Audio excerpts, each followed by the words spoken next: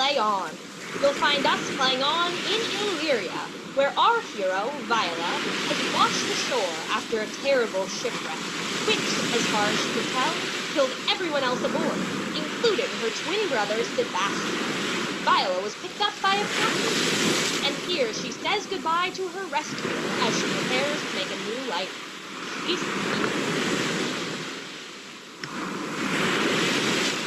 What country friend is this? This is Illyria, lady. And what should I do in Illyria? My brother, he is Elysium. Perchance he is not drowned. What do you think, sailor? It is perchance that you yourself were saved. Oh, my poor brother, and so perchance may he be. True, madame, and to comfort you with the chance, I saw him hold acquaintance with the waves so long as I could see. For saying so, there's gold. Knowest thou this country? Aye, madame, well, for I was bred and born not 3 hours' travel from this very place. Who governs here? Orsino. Orsino? I have heard my father name him. He was a Blackshore then. And so is now, or was so very late. For but 1 month ago I went from hence, and then 'twas fresh and murmur, as you know, what great ones do, the less will prattle of, that he did seek the love of fair Olivia. What's she? A virtuous maid, the daughter of a count, that died some 12 months since, then leaving her in the protection of his son, her brother, who shortly also died. I prithee, and I'll pay thee bounteously, conceal me what I am, and be my aid, for such disguise as happily shall become the form of my intent. I'll serve this duke, thou shalt present me as a eunuch to him. Be you his eunuch, and you'll mute I'll be. I thank thee. Lead me on. Now we come to the home of Olivia, a noblewoman who, after the death of her father and brother, now is a wealthy heiress. She loved her brother dearly and still mourns for him, and will not hear of marriage from any man, even Duke Orsino. Her uncle, Sir Toby, has come to visit, and he and her maid, Maria, are in conversation. Sir Toby thinks his niece should marry, and soon. Maria thinks Sir Toby drinks and parties too much. We hear Sir Toby first. What a plague means my niece, to take the death of her brother thus? I'm sure care's an enemy to life. By my troth, Sir Toby, you must come in earlier o' nights. Your cousin, my lady, takes great exceptions to your ill hours. Why, let her accept before accepted. Aye, but you must confine yourself within the modest limits of order. Confine? I'll confine myself no finer than I am. These clothes are good enough to drink in, and so be these boots too. And they be not, let them hang themselves in their own straps. That quaffing and drinking will undo you. I heard my lady talk of it yesterday, and of a foolish knight that you brought in one night here to be her wooer. Who? Sir Andrew Aguecheek? Aye, he. He's as tall a man as any's in Illyria. What's that to the purpose? Why, he has 3,000 ducats a year. Aye, but he'll have but a year in all these ducats. He's a very fool and a prodigal. Fie, that you'll say so. He plays o' the fiddle, and speaks 3 or 4 languages word for word, without book, and hath all the good gifts of nature. He hath indeed, almost natural, for besides that he's a fool, he's a great quarreller. By his hand, they're scoundrels and subtractors that say so of him. Who are they? They that add, moreover, he's drunk nightly in your company. With drinking healths to my niece, I'll drink to her as long as there is a passage in my throat, and I'll drink in Illyria. Here's to you, Maria, and to my niece. Dressed as a man, Viola enters the Duke Orsino's service. Based on his sweet looks, Orsino puts Viola right to work to carry love messages from Orsino to Olivia, who has always refused his messengers before. Viola, now called Cesario, is on the way to Olivia's house. At the home of Olivia, her maid Maria guards the door against Orsino's love notes. Suddenly, Olivia's clown Festi shows up after having been gone some time. Maria chides him.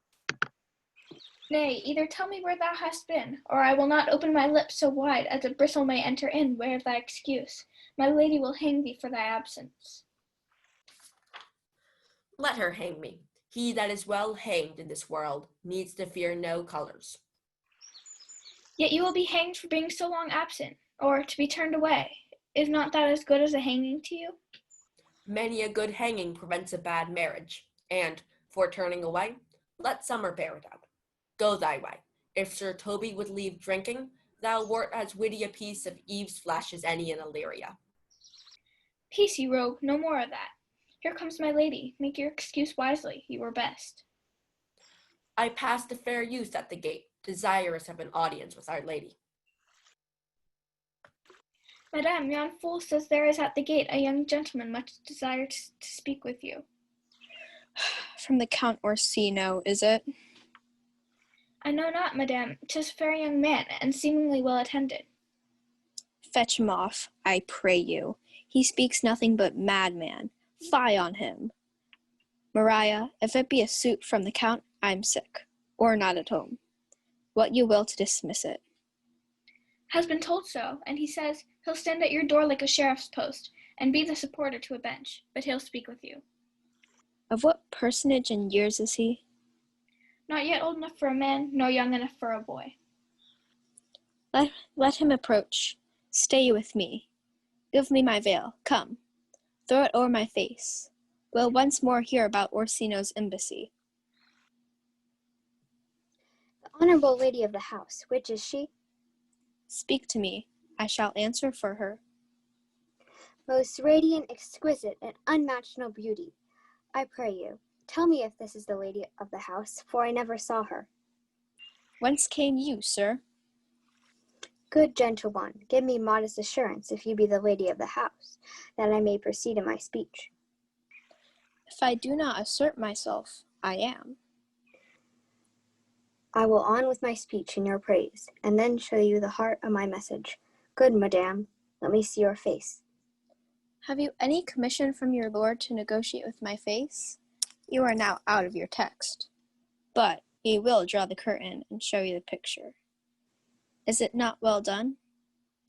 Excellently done, if God did all. Were you sent hither to praise me? My lord and master loves you. How does he love me? With adorations, fertile tears, with groans that thunder love, with sighs of fire. Your lord does know my mind. I cannot love him. He might have took his answer long ago. What is your parentage? Above my fortunes, yet my state is well. I am a gentleman. Get you to your lord. I cannot love him. Let him send no more, unless, perchance, you come to me again. Farewell, my lady. How now? Even so quickly may one catch the plague? Methinks I feel this youth's perfection, with an invisible end, settled stealth, to creep in at mine eyes. Well, let it be. What ho, Malvolio? Here, madame, at your service. Run after that same peevish messenger, the county's man. He left his ring behind him. Would I or not, tell him all none of it. Go thee, Malvolio. Madam, I will. And now, a word from our sponsors, Lovebirds, a pigeon carrier service for all your dating needs. If you're a single Pringle, get packaged. We offer instant delivery, only 2 hours across the city. Cardstock letters, and as a bonus, free legal advice. And with Lovebirds Prime, delivery is even faster, and free shipping is included. It's basically the same as a dating app, but it takes way longer. And now, back to our program.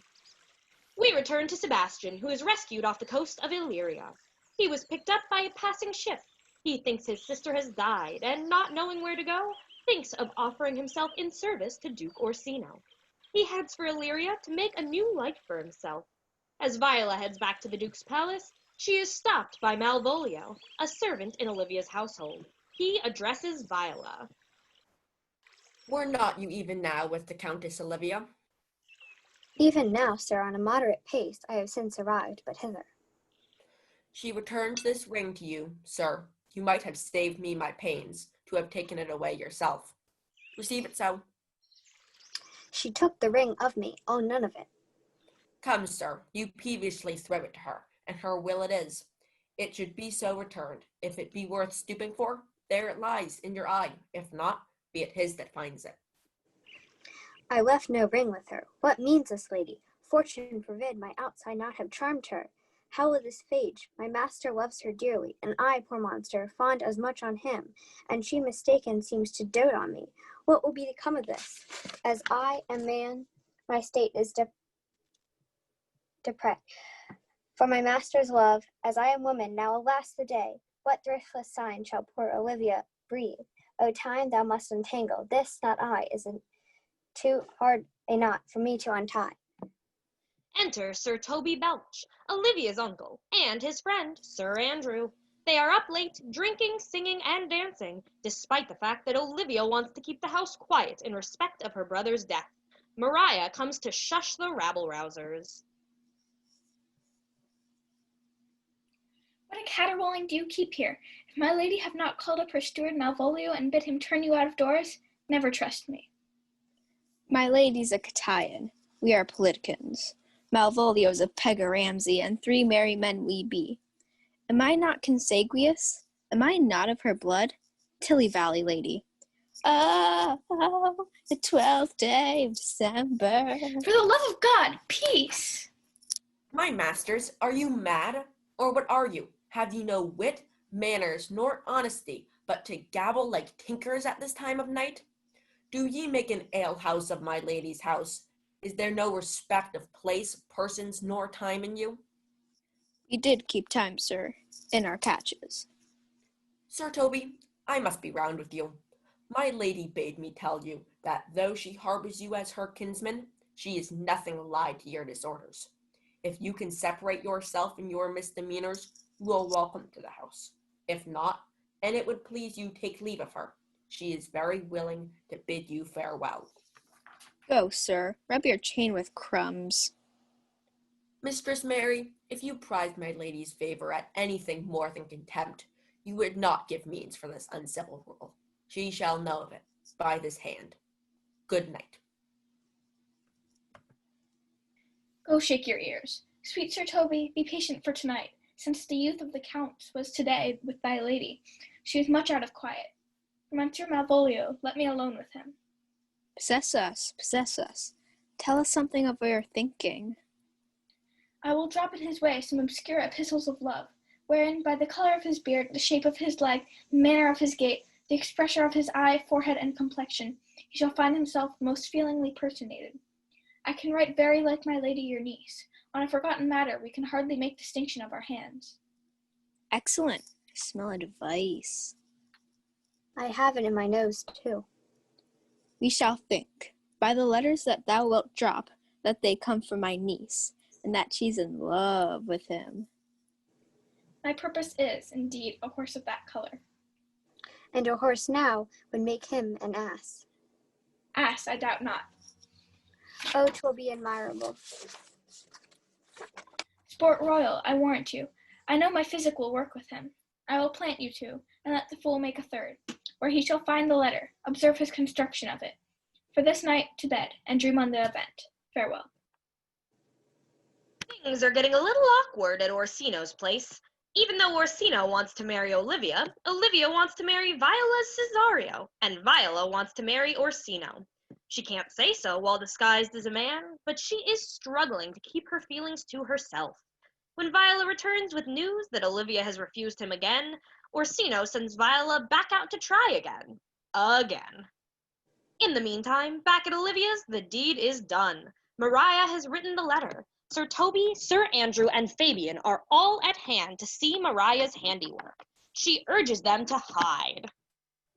Get ye all 3 into the box tree. Malvolio's coming down this walk. He has been yonder in the sun practicing behavior to his own shadow this half hour. Observe him, for the love of mockery, for I know this letter will make a contemplative idiot of him. Close, in the name of jesting, lie thou there, for here comes the trout that must be caught with tickling. 'Tis but fortune. All is fortune. Maria once told me she did affect me, and I have heard herself come thus near that should she fancy, it would be one of my complexion. Besides, she uses me with a more exalted respect than anyone else that follows her. Here's an overweening rogue. Oh, peace. Contemplation makes a rare turkey cock of him. How he jets under his advanced plumes. Slight, I could so beat the rogue. Peace, I say. What employment have we here? Now is the woodcock near the gin. Oh, peace, and the spirit of here were intimate reading aloud to him. By my life, this is my lady's hand. These be her very C's, her U's, and her T's, and thus makes her great P's. It is in contempt of question, her hand. Her C's, her U's, and her T's. Why's that? To the unknown beloved, this and my good wishes. Her very phrases, by your leave, wax soft, the impressure her decree, with which she uses to seal. 'Tis my lady, to whom should this be? This wins him, liver and all. Mary, hang thee, Brock. I may command where I adore, but silence like a Lucrece knife, with bloodless stroke my heart doth gore, MOAI doth sway my life.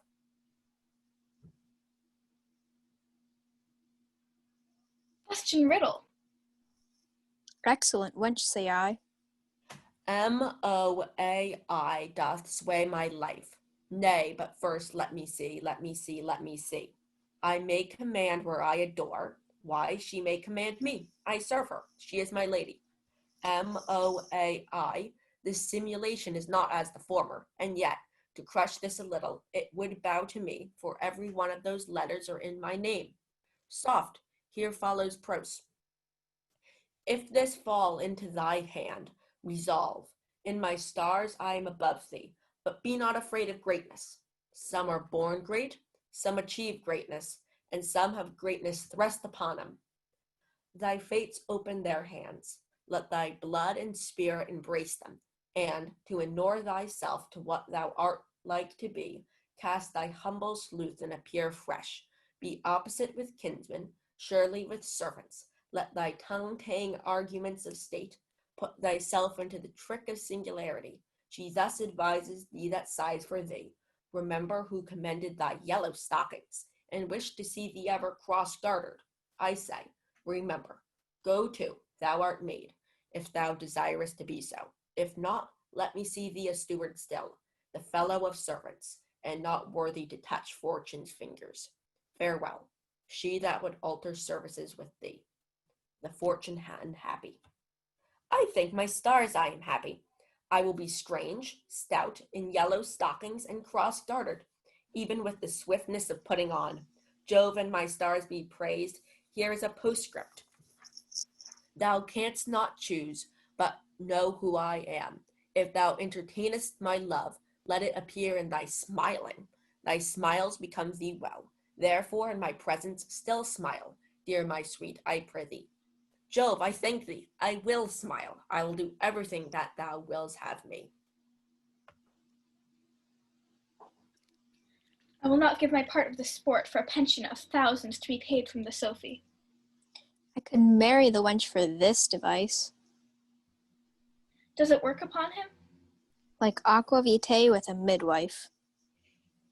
If you will, then see the fruits of the sport. Mark his first approach before my lady. He will come to her in yellow stockings, and 'tis a color she abhors, and cross-gartered, a fashion she detests, and he will smile upon her, which will now be so unsuitable to her disposition. If you will see it, follow me. To the gates of Tartar, thou most excellent devil of wit. I'll make one too. How will Olivia receive Malvolio's advances? Will Orsino ever find a woman to marry him? We'll find out after this word from Steve's Stockings, makers of hideous stockings for any occasion. We offer many colors, including Batman Brown, Midnight Blue, Fred Yellow, Love Magenta, and Cyan. Perfect for any occasion, including romantic dates, eating at a burger place, just sitting around the house, or pranking that annoying guy that works with you. And now, back to our program. Orsino has sent Viola back to Olivia. He is nothing if not persistent. Olivia, pleased to see Cesario again, meets him in the garden, where they may speak in private. Viola speaks first. Most excellent, accomplished lady, the heavens rain odors on you. Let the garden door be shut, and leave me to my hearing. Give me your hand, sir. My duty, madame, and most humble servant. What is your name?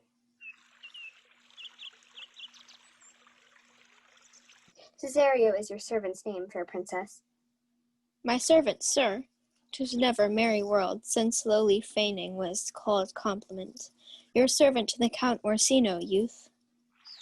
And he is yours, and his must needs be yours. Your servant's servant is your servant, madame. Oh, by your leave, I pray you. I bade you never speak again of him. But, would you undertake another suit? I had rather hear you solicit than music from the spears. What might you think? I pity you, That's a degree to love. that you do think you are not what you are. If I think so, I think the same of you. Then think you right, I am not what I am. I would you were as I would have you be. Would it be better, madame, that I am? I wish it might, for now I am your fool. I love thee so, that Margaret all thy pride, nor wit nor reason to my passion hide, but rather reason thus, with reason fetter. Love sought is good, but given unsought better. By innocence I swear, and by my youth I have one heart, one bosom, and one truth. And so do, good madame, never more will I master's tear devour. Having read Olivia's letter, Malvolio has done everything which was asked of him in it. Maria, Sir Toby, and Sir Andrew are about to get the laugh they hoped for. We listen as Olivia calls for her steward. Where is Malvolio? He is sad and civil, and suits well for a servant with my fortunes. Where is Malvolio? He's coming, madame, but in very strange manner. He is, sure, possessed, madame. Why, what's the matter? Does he rave? No, madame, he does nothing but smile. Go call him hither. I'm as mad as he, if sad and merry madness equal be. How now, Malvolio? Sweet lady, ho, ho. Smilest thou? I sent for thee upon a sad occasion. Sad? Lady, I could be sad. This does make some obstruction in the blood, this cross-gartering. But what of that, if it please the eye of one?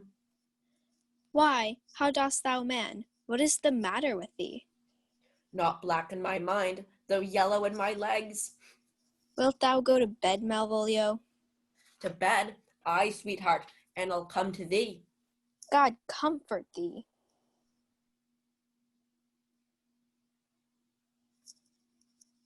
Why appear you with this ridiculous boldness before my lady? Be not afraid of greatness, 'twas well writ. What meanest thou by that, Malvolio? Some are born great, Ha! some achieve greatness, What sayst thou? and some have greatness thrust upon them. Heaven restore thee. Remember who commended thy yellow stockings, Thy yellow stockings? and wished to see thee ever cross-gartered. Cross-gartered? Go to thou art made, if thou desirest to be so. Am I maid? If not, let me see thee servant still. Why, this is very midsummer madness. Good Maria, let this fellow be looked to. Where is my cousin Toby? Let some of my people have special care of him. I would not have him miscarry for the half of my dowry. Oh, ho, do you come near me now? No worse man than Sir Toby to look to me. This concurs directly with the letter. She sends him on purpose, that I may appear stubborn to him, for she incites me to do that in the letter. What can be said? Nothing that can come between me and the full prospects of my hopes. Well, Jove, not I is the doer of this, and he is to be thanked. Which way is he in the name of sanctity? If all the devils of hell be drawn in little, and Legion himself possessed him, yet I'll speak to him. Here he is, here he is. How is't with you, sir? How is't with you, man? Go off. I discard you. Let me enjoy my private. Go off. Oh, how hollow the fiend speaks within him. Did I not tell you? Sir Toby, my lady prays you to have a care of him. Aha, does she so? Go to. Peace, peace. We must deal gently with him. Let me alone. How do you, Malvolio? How is't with you? What man? Defy the devil. Consider he's an enemy to mankind. Do you know what you say? Pray God, he be not bewitched. Why, how now? How dost thou chuck? Sir! Get him to say his prayers, good Sir Toby. Get him to pray. My prayers, minx? No, I warrant you, he will not hear of godliness. Go hang yourselves, all. You are idle, shallow things. I am not of your element. You shall know no more hereafter. Is't possible? If this were played upon a stage now, I could condemn it as an improbable fiction. Come, we'll have him in a dark room and bound. My niece is already in the belief that he's mad. We could not bring you this thrilling conclusion of Radio Shakespeare Twelfth Night without the help of Washout. Have you got toilet paper stuck to your shoe? Did you spill chocolate milk all over your pants? Did your boss reject your romantic advances after you found a letter that she definitely wrote about you? No worries, Washout is here to help. Our memory wiper watermelon seeds allow you to just make a nice watermelon seed sandwich. Those seeds will grow straight into the brain and make them forget whatever terrible, embarrassing thing you did. Very healthy and no pain at all. And now, back to our program. It's a busy day at Olivia's. First, Olivia sent her clown Festi on a search for Viola, or rather, Cesario. Finding Sebastian in the town instead, Festi mistakes him for Viola and brings him to Olivia. Olivia asks to marry him, and he, surprised and confused, agrees. They marry in secret. Then, to see Maria and Sir Toby's joke on Malvolio to the end, Festi dresses up as a priest and visits Malvolio where he is being held under lock and key on suspicion of being mad. In the disguise of Sir Topus, Festi helps Malvolio write a letter to Olivia, demanding an answer for his poor treatment. Unaware that she is already married, Orsino has finally come to woo Olivia in person. Before he can meet her, he is greeted at the gate by her clown, Festi. Belong you to the Lady Olivia, friend? Aye, sir, we are some of her trappings. I know thee well. How dost thou, my good fellow? Truly, sir, the better for my foes and the worse for my friends. How can that be? Marry, sir, they praise me, and they make an ass of me. Now my foes tell me plainly, I am an ass, so that by my foes, sir, I profit in the knowledge of myself, and by my friends I am abused, so that conclusion to be as kisses. If your 4 negatives make your 2 affirmatives, why then, the worse for my friends, and the better for my foes. Why, this is excellent. There's gold. But that it would be double dealing, sir. I would you could make it another. Oh, you give me ill counsel. Put your grace in your pocket, sir, for this once, and let your flesh and blood obey it. Well, I will be so much a sinner, to be a double dealer. There's another. Primo, secundo, tertio is a good play, and the old saying is, the third pays for all. You can fool no more money out of me at this throw. If you will let your lady know I am here to speak with her, and bring her along with you, it may awake my bounty further. I go, sir. Here comes the Countess. Now heaven walks on earth. What would my lord but that he may not have, wherein Olivia may seem serviceable? Cesario, you do not keep promise with me. Madame, Gracious Olivia. What do you say, Cesario, good my lord? my lord would like to speak with you, my lady. If it be aught to the old tune, my lord, and as fat, as fulsome to my ear, as howling after music. Still so cruel. Still so constant, lord. What, to perverseness? You uncivil lady. Come, boy, with me. My thoughts are ripe in mischief. Where goes Cesario? After him I love, more than I love these eyes, more than my life, more by all moors than ear I shall love wife. Ay me, detested, how I'm beguiled. Who does beguile you? Who does you wrong? Hast thou forgot thyself? Is it so long? Call forth the Holy Father, he is yet near. Good priest, come. Come, away. Whither, my lord? Cesario, husband, stay. Husband? I, husband. Her husband? No, my lord, not I. Fear not, Cesario, take thy fortunes up. Oh, welcome, Holy Father. Father, I charge thee by thy reverence, here to unfold what thou dost know hath newly passed between this youth and me. A contract of eternal bond of love, confirmed by mutual joinder of your hands, attested by the holy close of lips, strengthened by interchangement of your rings. O thou dissembling cub! My lord, I do protest. For the love of God, a surgeon, send one presently to Sir Toby. We interrupt here to bring important news. Sir Toby and Sir Andrew had thought to goad Cesario into a duel. However, rather than Viola, they found Sebastian, who was a skilled fighter. Injured, Sir Andrew and Sir Toby have run from the fight screaming. They have Oh interrupted my her gosh, I'm gonna die. to Duke Orsino. She is annoyed when she says, What's the matter? He has broke my head across and has given Sir Toby a bloody coxcomb too. For the love of God, your help. I had rather than £40 I were at home. Who has done this, Sir Andrew? The Count's gentleman, one Cesario. We took him for a coward, but he's the very devil incarnate. My gentleman Cesario? Odds lifelings, here he is. You broke my head for nothing, and that I did. I was set on a duty by Sir Toby. Why do you speak to me? I never hurt you. If a bloody coxcomb be a hurt, you have hurt me. I think you set nothing by a bloody coxcomb. Here comes Sir Toby. Halting, you shall hear more. How now, gentlemen? How is't with you? That's all one, has hurt me, and there's the end on't. Here he comes, that scoundrel. I am sorry, madame, I have hurt your kinsman. You throw a strange regard upon me, and by that I do perceive it hath offended you. One face, one voice, one habit, and two persons. A natural perspective that is and is not.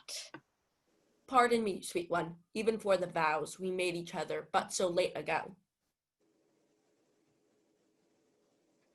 How have you made division of yourself? An apple cleft in two is not more twin than these two creatures. Do I stand there? I never had a brother. I had a sister. What countryman? What name? What parentage? A Messaline. Sebastian was my father.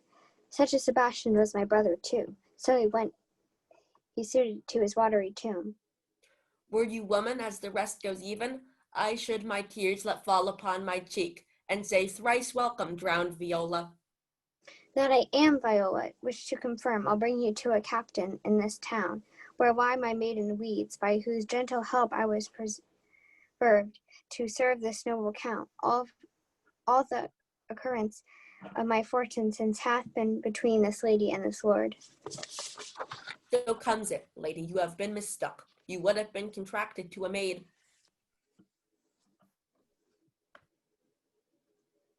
If this be so, as yet the glass seems true, I shall have share in this most happy wreck. Boy, thou hast said to me 1,000 times, thou never shouldst love women like to me. And all those sayings I swear again. The captain that did bring me first on shore hath my maid's garments. He upon some action is now in durance at Malvio's suit. We shall enlarge him. Fetch Malvolio hither, and yet, alas now, I remember me. They say, poor gentleman, he's much distract. How does he, sirrah? Truly, madam, here, writ a letter to you. Open't and read it. Look then to be well edified when the fool delivers the madman. By the Lord, madam. Prithee, read I thy right wits. So I do, Madonna, but to read his right wits is to read thus. Therefore, repent, my princess, and give ear. Read it, you, sirrah. By the Lord, madame, you wrong me, and the world shall know it, though you have put me into darkness and given your drunken cousin rule over me. Yet have I the benefit of my senses as well as your ladyship. I have your own letter that induced me to the semblance I put on, with the which I doubt not but to do myself much right, or you much shame. Think of me as you please. I leave my duty a little unthought of, and speak out of my injury. The madly used Malvolio. Did he write this?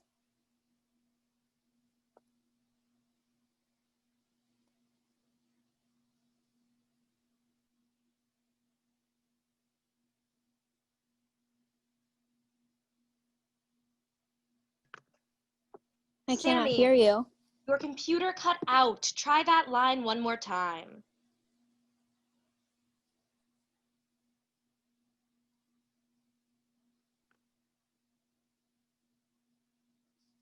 Olivia, keep going with the next line. See him delivered. Fabian, bring him hither.